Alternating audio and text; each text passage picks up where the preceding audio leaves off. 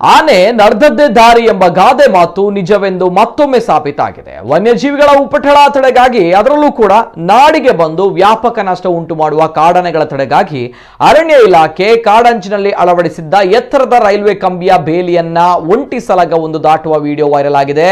ಮಾಹಿತಿಗಳ ಪ್ರಕಾರ ಬಂಡೀಪುರ ವ್ಯಾಪ್ತಿಯ ಓಂಕಾರ್ ವಲಯ ಅರಣ್ಯ ಪ್ರದೇಶದ ಅಂಚಿನಲ್ಲಿ ಈ ಘಟನೆ ನಡೆದಿದೆ ಎನ್ನಲಾಗಿದೆ. ಅರಣ್ಯ ಇಲಾಖೆ ಆನೆಗಳು ಅರಣ್ಯದಿಂದ ಹೊರಬರದಂತೆ ಕಾಡಂಚಿನಲ್ಲಿ ಎತ್ತರವಾದ ರೈಲ್ವೆ ಹಳಿಗಳನ್ನು ಬಳಸಿ ಗಟ್ಟಿಮುಟ್ಟಾದ ತಡೆಬೇಲಿ ಅಳವಡಿಸಿದೆ.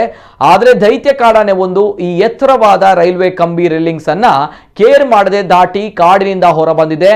ಆನೆ ರೈಲ್ವೆ ಕಂಬಿ ದಾಟಿ ಹೊರಗೆ ಬರ್ತಾ ಇರುವ ದೃಶ್ಯ ವೈರಲ್ ಆಗಿದೆ.